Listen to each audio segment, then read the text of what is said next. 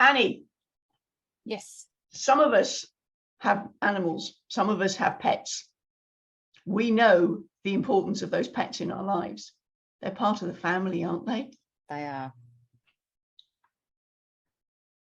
If you've ever struggled to understand what your little pooch is doing or what your little feline is doing, and you think, why? Annie's the person to talk to. Because not only does she whisper, she can understand them, she can talk to them and relate the human to the animal. This is an incredibly big skill, and one that I know through a friend has been very, very helpful.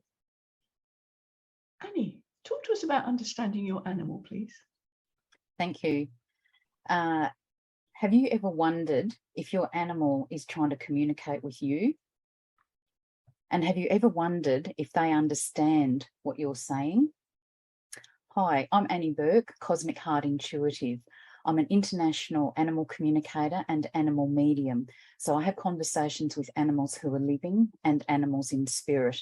And doing this work has totally changed my understanding of what happens in life, particularly with our animals. So animals do actually understand everything we say, but because they have free will, they work out whether they want to follow our instructions or not. So when I communicate with them, it's telepathic. I hear their voices in my head. So no one would know I was having a conversation with them. And they've all got different voices, just like humans. And they're actually trying to communicate with us all the time, except until we can do it telepathically, we may not be aware of that. So they have to try and use their eyes or vocalizations or body language, or in extreme cases, changes in behavior to try and tell us what they're trying to tell us. And I've had people telling me that animals might understand no and walk, and that's the extent of their understanding, but I'm here to tell you otherwise. So I was asked to speak with a cat who loves splashing his water out of his water bowl, and a lot of them do, and he told me, and I said, would you like to tell Mum anything else? And he said, does she want an existential expose on the physics of displacing a volume of water?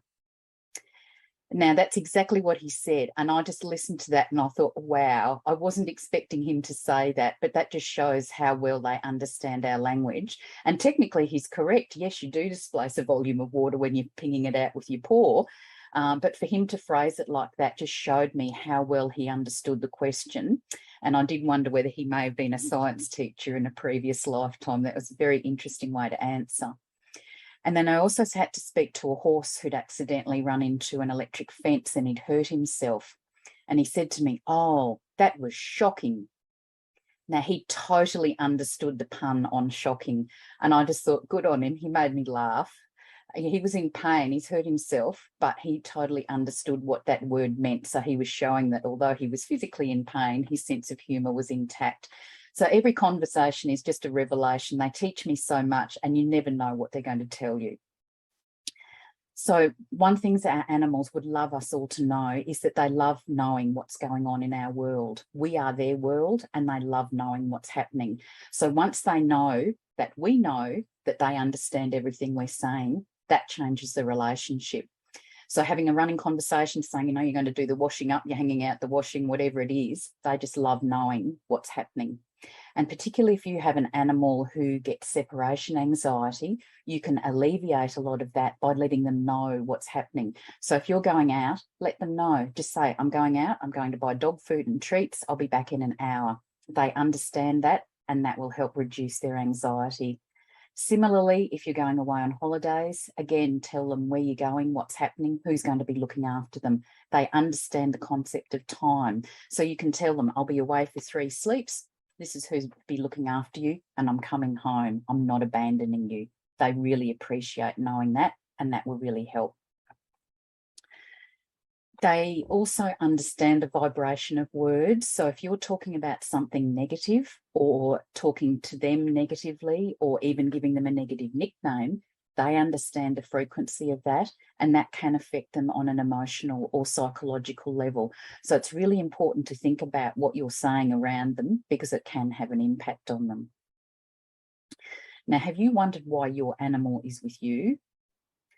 And this may be a surprise, but there is no coincidence that our animals are with us. So with conversations I've had with them, I understand that they're souls that are here in animal form, and they have a life purpose and they have life lessons to learn. And we're souls that are here in human form, and we have a life purpose and lessons to learn. So sometimes our animals have come to us to help us with our lessons, and sometimes they've come to us so that we can help them with their lessons. So it's been really interesting delving into these relationships and finding out exactly why our animals are with us. Sometimes people have a really strong bond with their animal and they can't explain why it feels so strong. And again, animals have taught me that sometimes we've had a past life with them, and people may not be aware of that, but sometimes our animals can have had a human lifetime with us before, or they may have had an animal life. And that explains why that bond just is so incredibly strong. Now, in addition to their soul lessons that they're here to learn, they also come in with specific roles. So some of our animals are here as guardians, and they take that role very seriously. So I've got one lady with a cat and another lady with a dog, and both animals growl when anyone comes to the door that they don't like. Because they're so sensitive to vibrational changes and frequencies, they can pick up if there's something negative about those people, and they will let their humans know if they don't think they should come into the house. So if your animals are growling, that's their alert system to just say, beware of these people. Some of our animals are here to help us heal.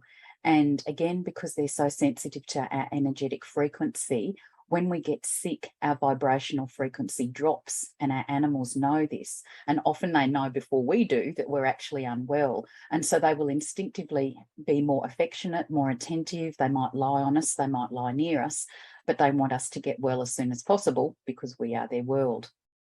And then some of our animals are here to teach us. And so once we know how to telepathically communicate with them, then they can start teaching us, which helps fulfill their life mission and helps us with ours. Now, have you ever wondered what happens when our animals pass away? Now, this is very emotional time for both the animals who do have to leave us and for the humans and other animal family members who are left behind. But the animals have taught me amazing things about what happens. And so the first thing they've taught me is that the soul endures, so that even though the physical body is no longer present, the soul is there. And so I've spoken with a dog who passed over more than 20 years ago. There's no time limit on connecting with our animals, and the soul remains. Another amazing thing that the souls in spirit can do is to come back and visit us on an energetic level.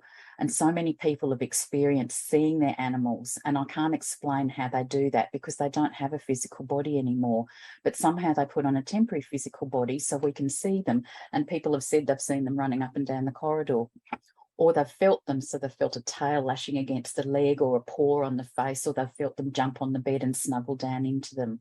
So they vocalise. So one of my cats used to meow when she came to visit, and I've had someone with their bird tweeting, so you can hear them. So they do everything they can to reassure us that their soul has transitioned safely and that they're okay and spending time close to us. But the most incredible thing they've taught me is that animal souls can reincarnate. Now, this doesn't happen with every animal soul, but so many of them do, and I've experienced this personally and with other animals. So they find another body that they can come back to their humans in. So they can tell me what breed they're going to be, what gender they're going to be, and what colour they're going to be, so that I can let their parents know, and then they can start looking for them.